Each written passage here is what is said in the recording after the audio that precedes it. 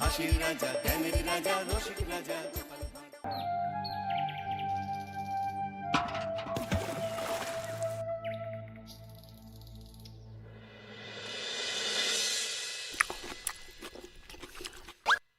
জল শেষ হয়ে গেল নাকি? এই জানো তো, গ্রামের সব জলাশয়ের জলস্তর না নেমে গেছে, পুকুরও শুকিয়ে গেছে, কুয়োতে জল অনেক নিচে চলে গেছে। কি যে হবে কে জানে। এই বছর তো বৃষ্টি হয়েছে কম, তার উপর মানুষজন জল ব্যবহারের চেয়ে নষ্ট করে বেশি। দেখি, মহারাজকে বলতে হবে।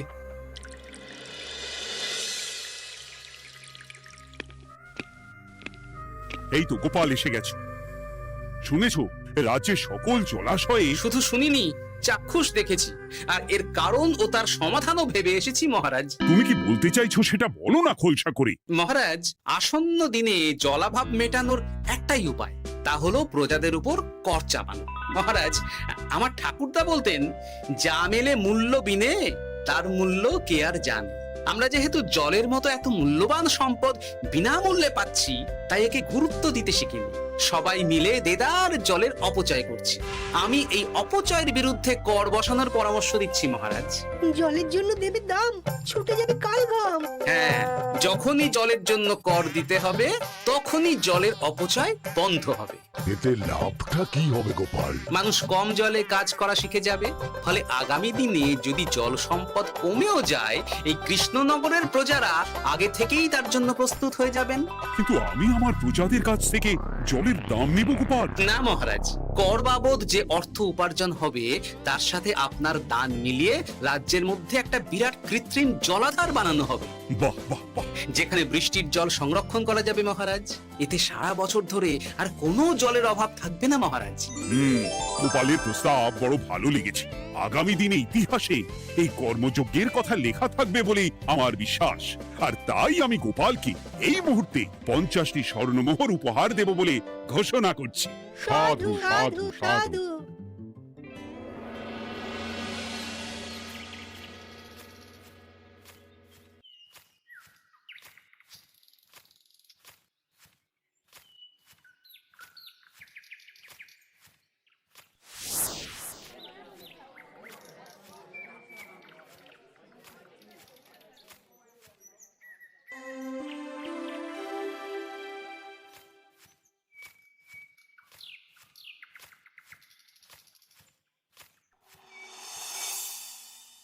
মানে আমার এই এতটুকু স্বাদ তুমি পূর্ণ করবে না?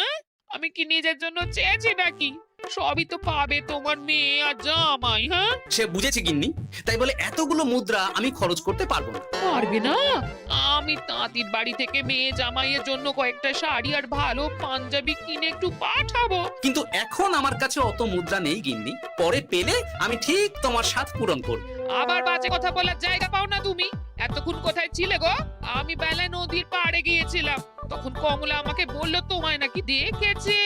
কি দেখেছি?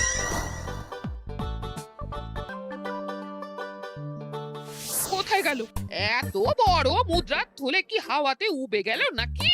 এই রে, এ তো মহা ঝামেলা। কখন কে যে গিন্নিকে খবর দিচ্ছে সেটা টেরও পাইনি। বলি মুখে কুলু পাটলে যে বড়, বলি রাজা মশাইয়ের কাছ থেকে যে এত রোজগার করো, সেই মুদ্রা যায় কোথায়? কানের মাথা খেও না তো। আমি কি তোমার কোনো কিছুর অভাব রেখেছি? বলো একবার। খাওয়া পড়া কোনো কিছুর তো কোনো খামতি নেই তোমার।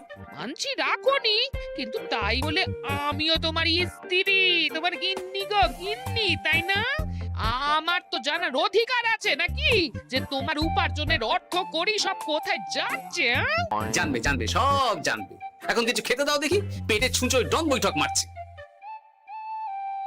না, এরপর থেকে আর মহারাজের কাছে উপহার পেলে ওইভাবে খোলা হাটের মধ্যে দিয়ে আসা যাওয়া করা যাবে না।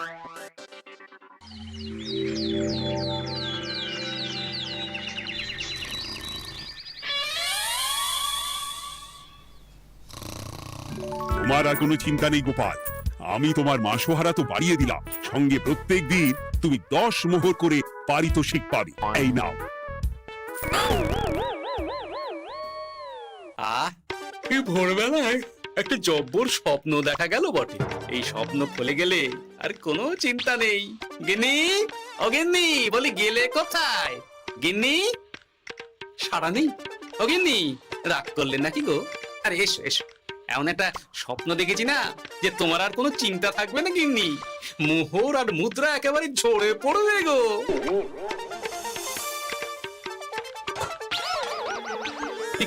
এইসব ফলাহার সাজিয়ে রেখে গেল কোথায় গিন্নি?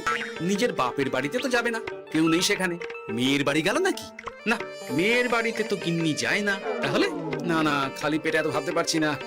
আগে মুখ হাত ধুয়ে এসে কিছু খেয়ে নি, তারপর দেখি গিন্নি কোথায় গেল।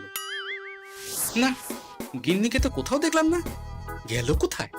যাকে আগে রাজবাড়িতে তো যাই, ফেরার সময় না হয় আবার খোঁজ নেব, ততক্ষণে ফিরেও আসতে পারে।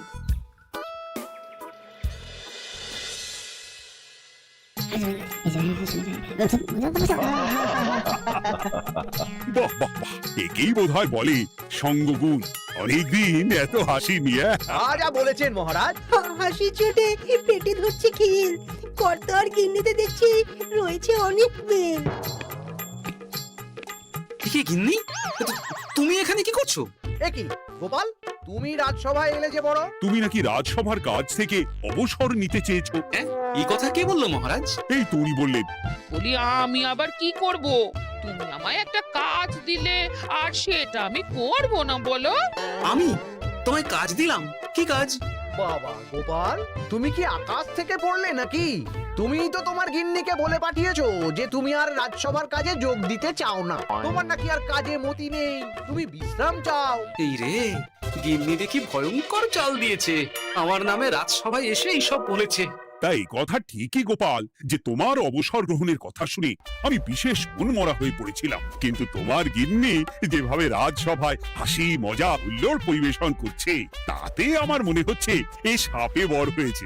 এই বেলা যদি গোপালকে কায়দা করে রাজসভা থেকে তাড়ানো যায়, তাহলে আমার পথ থেকে বিরাট বড় একটা কাঁটা উপড়ে ফেলা যাবে। গোপাল গিন্নি সবার মধ্যে বিলিয়েছেন হাসি, তার জন্য রাজামশাই হয়েছেন ভারী খুশি। হ্যাঁ গোপাল, তাই আমি ঠিক করেছি তোমার স্থানে আমি তোমার গিন্নিকেই বহাল করব। হ্যাঁ, তোমার সঙ্গে ঘর সংসার করে ওর বুদ্ধি বেশ খোলতাই হয়েছে, সেটা বোঝাই যাচ্ছে। এছাড়াও আমাদের অনেক পরামর্শ দিয়ে সাহায্যও করতে পারবে। তাছাড়া উনি মহিলা বলে অন্দরমহলেও যেতে পারবেন, রানীমাও খুশি হবেন বলেই তো আমার বিশ্বাস। কি গোপাল গিন্নি, তোমার এই কাজ করতে কোনো আপত্তি নেই তো? আপত্তি কেন থাকবে মহারাজ? আমি ধন্য আপনি আমায় এত বড় সম্মান দিচ্ছেন বলে। এ তুমি আমার কত বড় সর্বনাশ করলে গিন্নি। তুমি কিনা শেষে আমার চাকরিটাই খেলে। এটা গোপালের জন্য বড় ভালো হলো, তাই না? কোনো কাজ করতে হবে না, কিন্তু রোজগার আগের মতোই থাকবে। অবসর আর উপার্জন একসাথে। না হে গোপাল, তুমি আর এখানে কাঁচুমাচু মুখে দাঁড়িয়ে না থেকে নিজের বিশ্রামে ব্যাঘাত ঘটিও না। আমাকে সভার কাজ শুরু করতে দাও। যথা আজ্ঞা মহারাজ।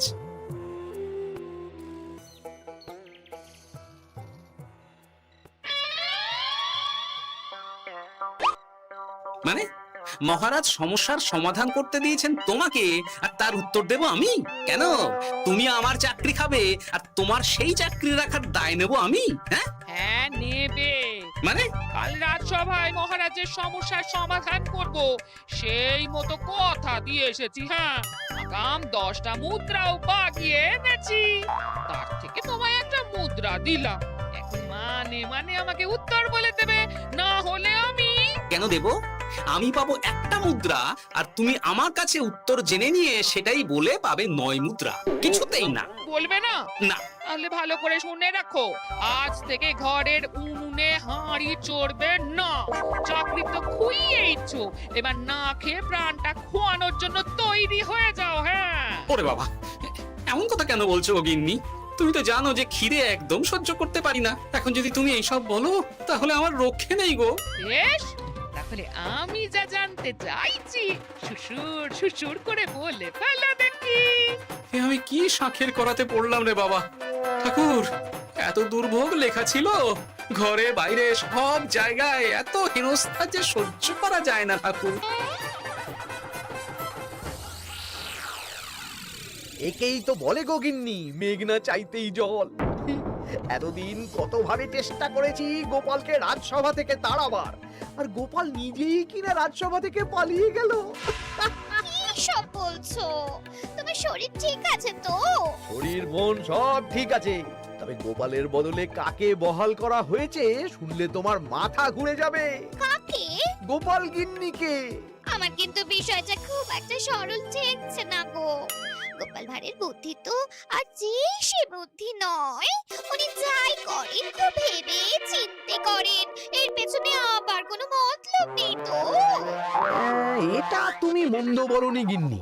গোপালকে নিয়ে সত্যিই কোনো বিশ্বাস নেই। ও কখন কি ঘোট পাকাচ্ছে বলা যায় না। আমাকেও সাবধানে থাকতে হবে। দেখতে হবে যে গোপাল আসলে কি চাল চালতে চাইছে।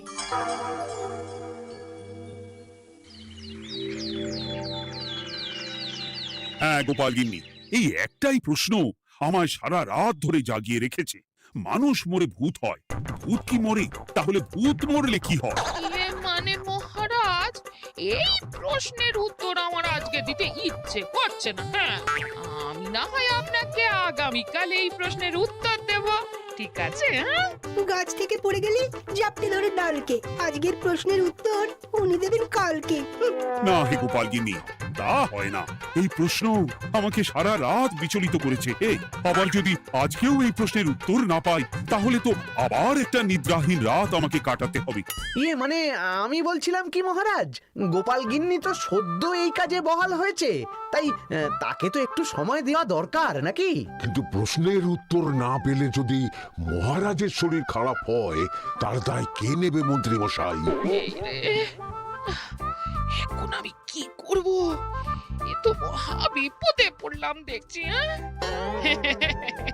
আচ্ছা মহারাজ, ঠিক আছে ঠিক আছে, আমি এই প্রশ্নের উত্তর দেব, কিন্তু আমার না একটু সমস্যা আছে।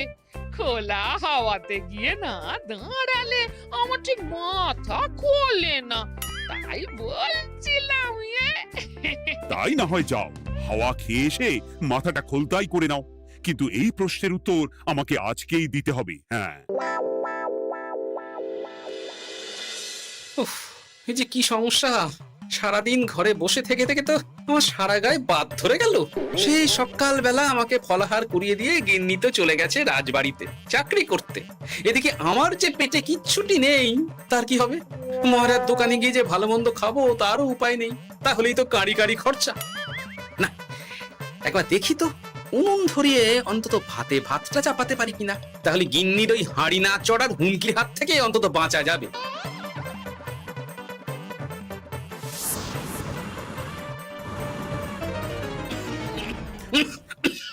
ও বাবা গো, ও বাবা, এত কেসে কেসে সোজা শেষ যাত্রা হয়ে যাবে আমার। না, এর চেয়ে না খেয়ে মরাও ঢের ভালো।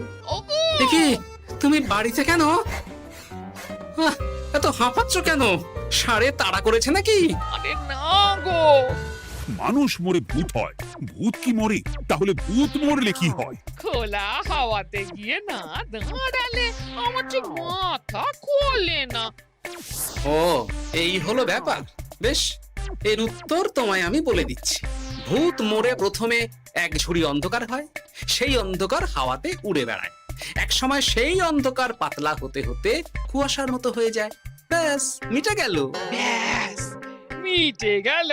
যদি রাজা মশাই এই কথা বিশ্বাস না করেন, তুমি হলপ করে বলবে আপনি যখন মরবেন একদম মিলিয়ে নেবেন মহারাজ। এর চেয়ে এক পা এদিক ওদিক হয় না যেন। হ্যাঁ, এই না হলে তুমি গোপাল ভাঁড়। বুঝেছো তাহলে? তুমি চিন্তা করো না, রাজবাড়ি থেকে ফেরার সময় আমি তোমার জন্য অনেক অনেক বাজার করে আনবো, ঠিক আছে? এই আমি যাই। এ তো ভারী মজা হলো। মহারাজ তক্ষুনি প্রশ্নের উত্তর চাইলে গিন্নি এইভাবে সেই রাজবাড়ি থেকে দুধ দাঁড়িয়ে ছুটে আসছে উত্তর জানতে। আমাকে তুমি একটা চাল দিয়ে কুপকাত করেছো তো গিন্নি। এইবার বুঝবে কত ধানে কত চাল।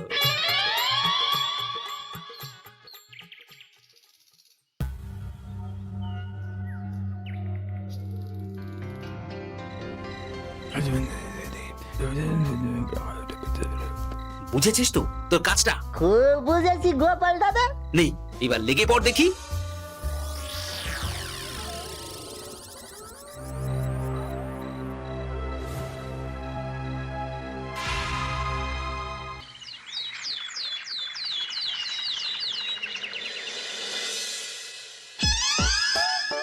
তাহলে আর বলছি কি তোমাদের, সকালবেলায় উঠে দেখি মুখের এই হাল। এই কাণ্ড কি করে হলো মহারাজ? আহ, তার আমি কি জানি। আমি সকালে উঠে আয়নায় নিজেকে এই অবস্থায় দেখে খুব চিন্তায় রয়েছি। গোপাল গিন্নি, আগে মহারাজ, গোপাল থাকলে যে কাজ করতো সেটা তো তোমাকেই করতে হবে, বলতে হবে এর সমাধান কি। হ্যাঁ মানে আমি হ্যাঁ হ্যাঁ, আমার মনে আছে। তোমার তো আবার হাওয়া না খেলে চলে না।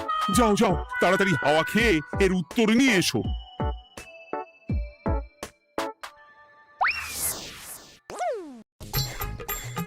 এই জন্য তুমি এত দূর ছুটে এলে গিন্নি? মহারাজকে বলবে যে তিনি যেন আজ রাতে চাদরটা মুখে ভালো করে মুড়িয়ে ঘুমোন, তাহলেই মিটে যাবে, এই রং চলে যাবে, আর নতুন করে কিছু হবেও না। ও মা, বলি এত সোজা সমাধান? হ্যাঁ? তা নয় তো কি?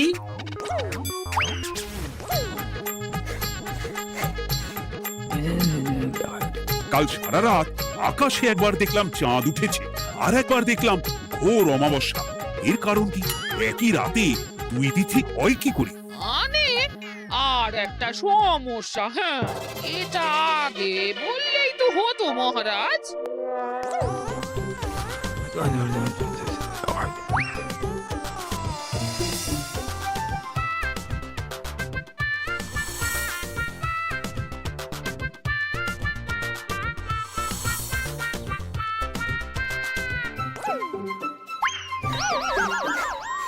এ কি, তুমি হাওয়া খেতে গিয়ে এইভাবে খাবি খাচ্ছ কেন গোপাল গিন্নি? এর কারণ আমি জানি মহারাজ। সে কি কাণ্ড, তুমি কি করে জানলে?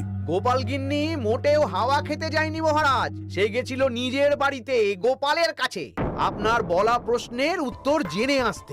মানে গোপাল গিন্নি তার মানে আমাকে ঠকিয়েছে? তা জানি না মহারাজ, তবে আমার মনে হয় এর পেছনে গোপালের কোনো গভীর ষড়যন্ত্র আছে, না হলে সে এমনটা করবে কেন?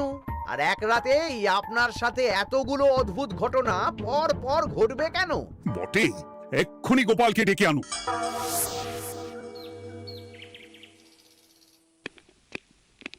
না মহারাজ, আমি সত্যি অবসর চেয়েছিলাম, আর তাই আমার গিন্নি আপনার কাছে এসে বলেছিল। ওর কোনো দোষ নেই মহারাজ।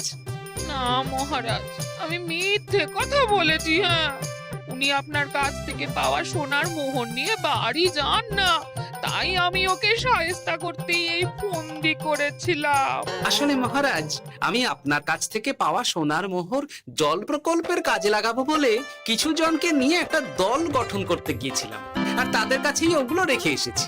এটা যদি আমার দোষ হয় তাহলে আমি ক্ষমা প্রার্থী মহারাজ। সাধু গোপাল, সাধু তোমার উত্তর। এই কাণ্ড! আর এদিকে রাজবাড়ি থেকে বাড়ি, আর বাড়ি থেকে রাজবাড়ি করতে করতে আমার প্রাণ ওষ্ঠাগত হয়ে গেছে মহারাজ। ওহ, আমার ঘাট হয়েছে, আপনি আমায় ক্ষমা করে দিন মহারাজ। এইবার মজার টের পেয়েছ তো গিন্নি? আপনি আপনার আদরের গোপাল ভাঁড়কেই তার চাকরি ফিরিয়ে দিন মহারাজ। আমি যাই আমার হেসেল সামলাতে।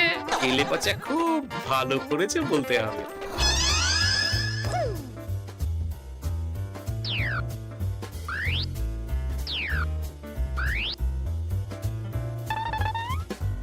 তবে মহারাজ, অমাবস্যা পূর্ণিমা সব আমার বুদ্ধিতেই কেলেপচা করেছিল। আপনার ওই মুখের রং, ওটি একটি বিশেষ রং যার আয়ু একদিন, তাই ওটা এমনিই মিলিয়ে গেছে। হ্যাঁ, সেই বরং ভালো। তুমি তোমার গিন্নিকে নিস্তার দাও গোপাল, তাছাড়া আমিও আমার গোপালকে ছেড়ে আর থাকতে পাচ্ছি না। যথাজ্ঞা মহারাজ। আমারও যে আর এই অবসর ভালো লাগছে না মহারাজ। গোপাল ছাড়া রাজসভা যে লাগে ফাঁকা ফাঁকা, তাই তো আবার চাকরিতে তাকে বহাল রাখা। হাসির রাজা, জ্ঞানের রাজা, রসিক রাজা,